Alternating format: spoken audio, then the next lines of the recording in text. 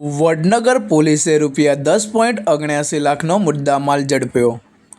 ગુજરાતના નાયબ મુખ્યમંત્રી હર્ષ સંઘવી દ્વારા તાજેતરમાં વડનગર શહેરની અચાનક મુલાકાત દરમિયાન પોલીસ અને સ્થાનિક આગેવાનોને સ્પષ્ટ સૂચના આપવામાં આવી હતી કે શહેરમાં દારૂ, જુગાર અને ડબ્બા ટ્રેડિંગ જેવી ગેરકાયદેસર પ્રવૃત્તિઓ કોઈપણ સંજોગોમાં ચાલવી લેવામાં આવે નહીં।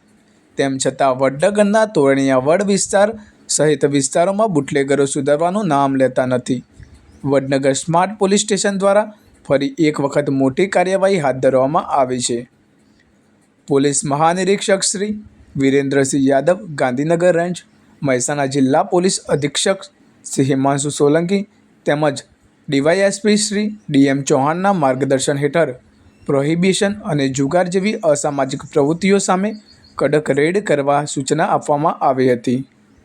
આ સૂચનાના આધારે વડનગર સ્માર્ટ પોલીસ સ્ટેશનના પીઆઈ એ.એન. ગઢવીએ પોલીસ સ્ટાફને સંભવિત સ્થળોએ અને બુટલેગરો પર વોચ રાખી અસરકારક કાર્યવાહી કરવાના આદેશ આપ્યો હતો।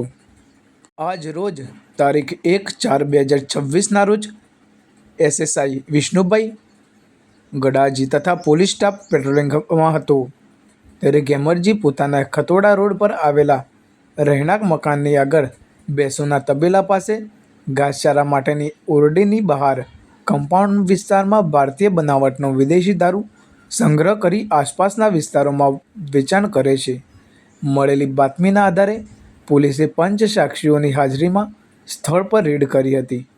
આ દરમિયાન અલગ અલગ બ્રાન્ડની દારૂની 81 પેટીઓમાંથી કુલ 3100 બોટલ ઝડપાઈ હતી। જપ્ત કરાયેલા દારૂની કિંમત ₹10,49,856 હોવાનું સામે આવ્યું છે। આ સાથે એક સફેદ રંગનું એક્ટિવા નંબર GJ02DL 9419 પણ જપ્ત કરવામાં આવ્યું હતું, જેની કિંમત 30,000 ગણવામાં આવી છે। પોલીસે કુલ ₹10,79,856નો મુદ્દામાલ જપ્ત કરી વડનગર સ્માર્ટ પોલીસમાં પ્રોહિબિશન એક્ટ કલમ 65A, E, 116B, 98(2) હેઠળ ગુનો નોંધ્યો છે। વડનગરમાં વારંવાર દારૂ અને જુગારના કેસો બહાર આવતા શહેરમાં કાયદો અને વ્યવસ્થાને લઈ ફરી પ્રશ્નો ઊભા થયા છે।